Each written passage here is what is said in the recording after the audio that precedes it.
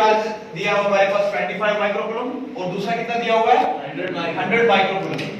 उनके बीच में अंतर कितना है, दूरी कितनी 20 मीटर, ठीक है 20 मीटर अपार्ट दो चार्जेस को हमने प्लेस किया हुआ है 20 मीटर अपार्ट। यहाँ पे हम डायग्रामेटिकली शो करेंगे आपको, ठीक है। एक ये चार्ज है, late us suppose this charge is q1 and this charge is q2। हमारे पास दो चार्जेस दिए हुए हैं, इन चार्जेस के बीच में अंतर कितना है, दूरी कितनी है 20 metre. Is that clear? This is the distance between these two charges. How much? 20 metre. इनके बीच में सेपरेशन डिस्टेंस कितना है 20 मीटर, ठीक है। अच्छा q1 चार्ज कितना हमारे पास 25 और q2 कितना है 100 माइक्रोकूलम। Is that clear? ठीक है भाई।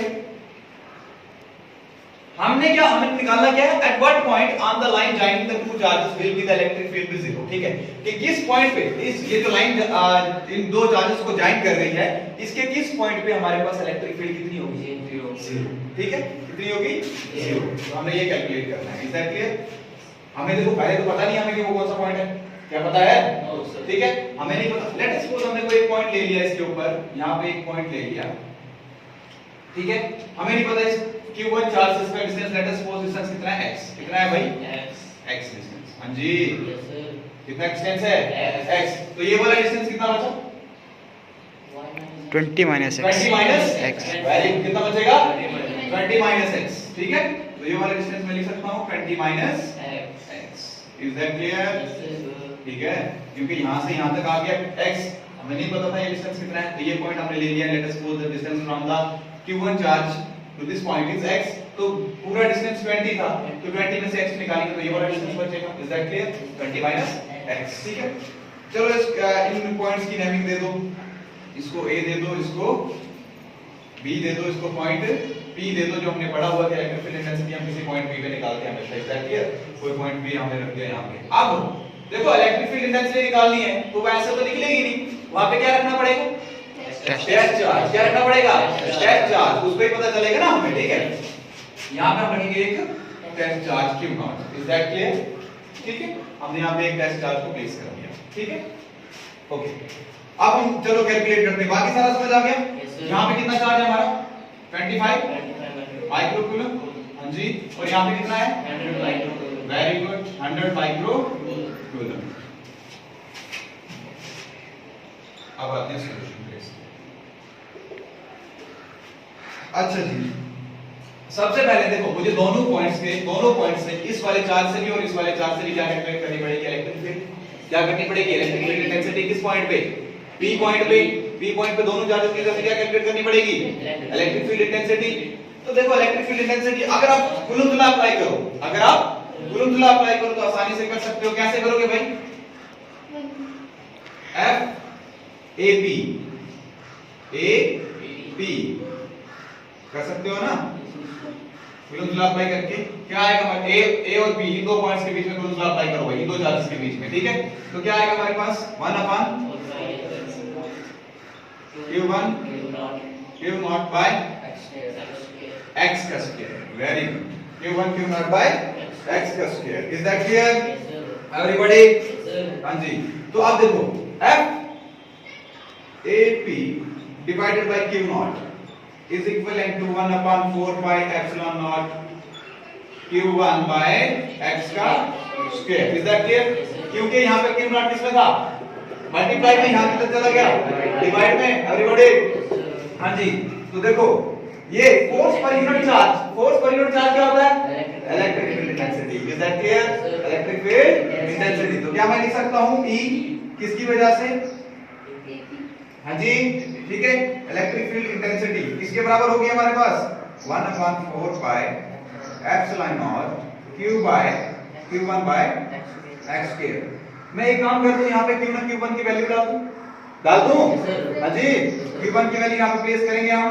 q1 की वैल्यू कितनी है 25 माइक्रोकूलम है, तो मतलब 10 raised to power -6, 10 raised to power -6 coulomb. बोलो भाई, डिवाइडेड बाय x का स्क्वायर, and x का स्क्वायर यहाँ पे पहले से डिवाइडेड बाय x का square. Consider equation number first, equation अब हम अप्लाई करेंगे कूलम्ब्स लॉ किसके ऊपर? देखो इसकी वजह से हमने इलेक्ट्रिक फील्ड इंटेंसिटी निकाल दी, ठीक है। अब हम निकालेंगे Q2 चार्ज की वजह से electric field intensity at point P। चलो भाई Q2 चार्ज की वजह से निकालो। इसमें क्या आएगा? F BP, बोलो भाई, is equal to what? 1/4 pi epsilon naught, very good, Q naught divided by 20 minus x का whole square. Is that clear? Okay, again similarly f p to b divided by q naught will be equivalent to 1/4 pi epsilon naught q2 by 20 minus x का square. Is that clear? अब यहाँ पे ध्यान से देखना, again force per unit charge is electric field intensity. Can I write it like this? E PB जी is equivalent to 1/4 pi epsilon naught. Q2 charge कितना है? 100 माइक्रो कूलम. तो can I write it as 10⁻⁻6 coulomb? हाँ जी, divided by 20 minus x का. देखो भाई condition क्या होगी? अगर यहाँ पे चाहिए, इस पॉइंट पे हमें चाहिए नेट इलेक्ट्रिक फील्ड कितनी? 0. देखो भाई यहाँ पे बोला है ना, at what point on the line joining two charges will be electric field be 0, will the electric field be 0. तो कंडीशन क्या होनी चाहिए? दैट इज ये इसके बराबर होनी चाहिए, ये इलेक्ट्रिक फील्ड इंटेंसिटी जो है इसके बराबर होनी चाहिए, तभी जाके नेट इलेक्ट्रिक फील्ड 0 आएगा उस पॉइंट के ऊपर. Is that clear? So can I write it as, ये लिखिए पक्का, तो can I write it as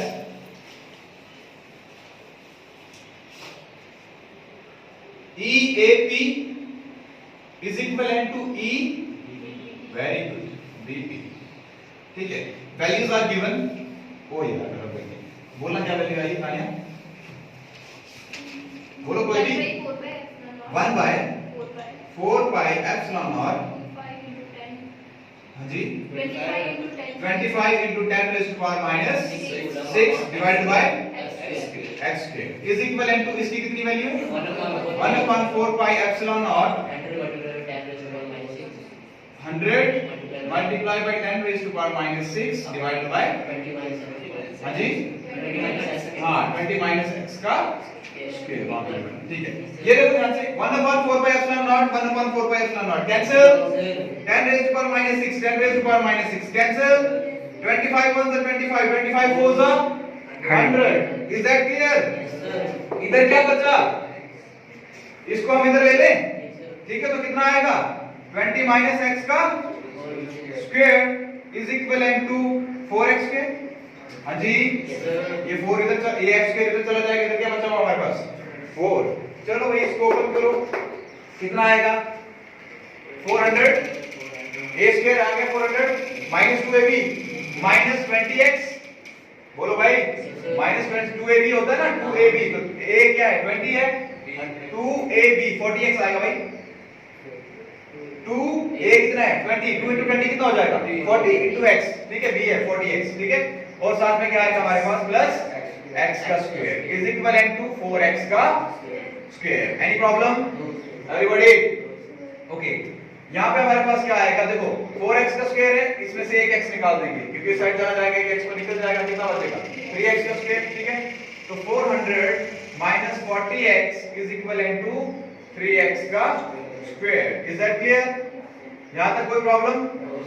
ठीक है, तो अब इस वैल्यू को आप आसानी से कैलकुलेट कर सकते हो, यहाँ पे कर सकते हो, ठीक है. इस वैल्यू को आप कैलकुलेट कर दो, इधर से आसानी से आप x को कैलकुलेट कर सकते हो, स्प्लिटिंग द मिडिल टर्म करके भी आसानी से निकल जाएगा. Is that clear? Middle term को स्प्लिट करके भी आसानी से निकल जाएगा, और जो आपका आंसर आएगा दैट इज वो निकलेगी x की वैल्यू. हाँ जी, इस क्वेश्चन में आपकी x की वैल्यू निकलेगी 20/3. कितनी? 20/3 मीटर. 20/3 मीटर. साइड एडिशन किसने? मीटर में गिवन है ना, तो कितना आएगा? 20/3 metre. That is approximately equal to x is equal to 6.63 is 18 और 6.66.